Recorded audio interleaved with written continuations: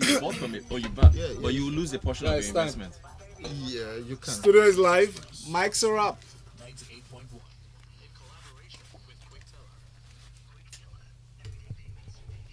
Lagos, it's time for us to talk business inside the world of Business Express. And of course, Rotus is here. Good morning, Lagos. Yes. Hey, good morning, Live Rotus. and direct. How's it going, bro? I'm doing fine. I'm doing Hey, man, fine. how's it going? Hi, good morning, guys. Good morning to you. Yes, we have our guest from Afri Investor, Biola Gbemisola from Afri Investor. I thought today was his first day here. Exactly, he was here No, while I he's- was. yeah, he yes, was- while he I was- was he was on on with vacation. me, Exactly, yes. with you. So, Yes, he was. welcome again. It's your second time in the studio Yeah, with thank us. you very much. Lagos, join us in this conversation about business and send us a message through WhatsApp. Send it to 0809 444 0981. Also on Twitter at Smooth981FM. You can send it with the hashtag Business Express 981. On YouTube, we're streaming live so you can see the people in the studio. Leave a comment in the comment section. If you're trying to find us, well, type in the search box Smooth 981FM Lagos. All right, thank you, sir. So, today is the last day of the month, yeah, Yes, it of is. October. Okay, so 31st. 31st. All right, so Lagos, today is the last day of trading for the exchange. So we'll see how things go. But yesterday, the bears, the negative side of the market was back up. The bears were back up. So the market was down yesterday by 0.08%, closed at 33,167 points. So month to date, we are still positive for October by 1.2%. That means if the market loses a greater than that margin, 1.2, then we're negative for the month. But year to date, we're still down by 13.2%. Oil and gas sector was down yesterday, banking, insurance, a number of others. As far as the exchange rate is concerned, we're still at 362 odd naira to the dollar. We had 24 gainers to 17 losers. Quickly though, remember yesterday I kind of rushed Paul's question about Stanbic's performance and how you categorize tier 1 versus tier 2 banks. So we leave no questions unanswered on Business Express. If we can't get to it that today, we'll get to it the next day. So Abiola, let's start with Paul's question from yesterday. At least how as far as you guys categorizing your tier 1 and tier 2 banks in the country. So the way categorization of banks work is that for the industry, for the banking industry, so tier 1 and tier 2 is just like a classification coined by players to. So the way it is that for you to be classified as a tier 1 bank, your asset size has to be above 2 trillion naira. So for a bank like Stanbic, its asset size as at the 9 months was 1.7 trillion. So that's the reason why it's a tier 2 bank. So what we can also say about Stanbic in terms of their growth in the industry is that they've been growing very fast organically. The asset size as at financial year 2017, the end of 2017 was 1.5 trillion. So it has gained about 200 billion so far in the year. So the bank has been very aggressive about growing organically, unlike some other banks in the industry that are faster in the pace of their growth of branches.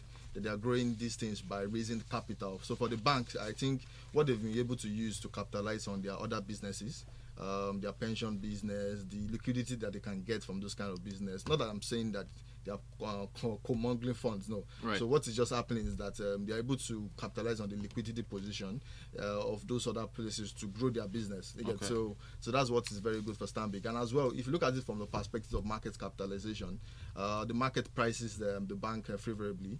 A bank that compares to them in terms of pricing, attractive pricing, is a bank like Guarantee Trust Bank. And as you know, for Stanbic, has its origins in South Africa. The bank is one of the biggest bank in the South African bank. Standard Bank is one of the biggest banks in Africa.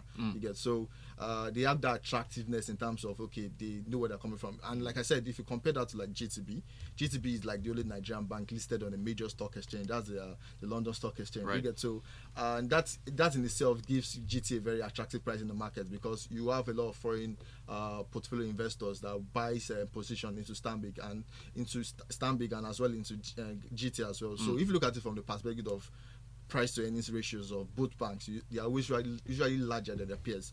For example, the price to earnings ratio of GT Bank is above a multiple of 2 times, as well as for Guarantee. When you compare that to their peers, you're actually faring better than their peers. Which is why Paul was asking, okay, so why are they tier 2? Look at how good they're performing. So Yeah. excellent. And in fact, we were talking before we came on here. If you look at the asset size for a number of the tier 2 banks, I was looking at like Fidelity, Diamond, FCMB. Yeah. They're all well within that 1.5, Yeah, 1.6 yeah, range. yeah. Like I must say this thing about Trillion, 1.5, 1.6 trillion. Yeah, Just that's to point correct. that out. Yeah. So I must say this thing about Diamond. So before now, Diamond Bank has been very aggressive about the growth of their asset as well. Okay. Because they had I think it was just like a strategic direction for them to be classified as a tier 1 bank. So they were very aggressive about growing their assets. You get at a point it was around it went above 2 trillion.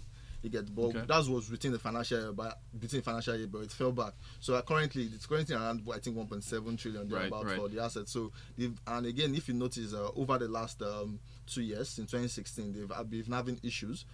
They were highly exposed to the oil and gas sector. Right. Following the downturn in oil prices. So what happened to the company was that they had to take a lot of impairments for non-performing loans, and those impairments continue to occur. For example, and again, for example, if you look at it from the perspective of impairment, they took at, in their 9 months for 2017, they took an impairment of close to around 33 billion. Ouch. That's a so lot. again. In their numbers for 2018, 9 months, they also took an impairment of around 22 billion, which shows that there are still challenges. And again, and that thing that continues to also affect the performance of Diamond Bank.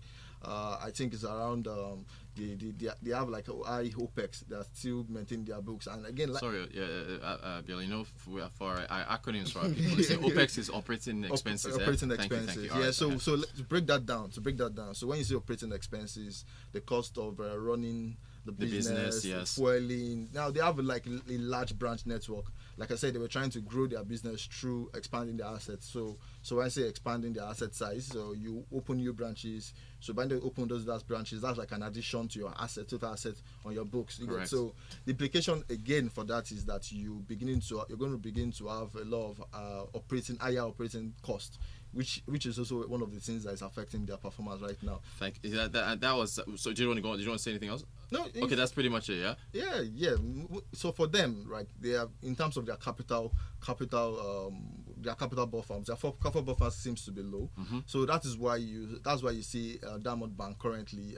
I think on Monday this week, or I think last week Friday, they sent a notice to the stock exchange that a number of directors will be quitting as they're expecting a new investment in the bank. So what you notice for banks or businesses, they can either grow organically or inorganically. So if you're growing organically, you're expecting to grow by mobilizing deposits. For in the case of a bank, you're mobilizing deposits, creating risk assets. So when I say risk assets, you're creating loans. Mm-hmm. You get from the loans that you've created, you're going to now use the interest income. So you expect that the interest income from those loans to be able to drive your business in terms of profits. So by the time you add the profits to as retained earnings, by the time you add back to your capital, that's how you can now say you're growing. Right. You get, so when you're now that's looking at your return on assets, your return on equity. You get, so that's how you can grow.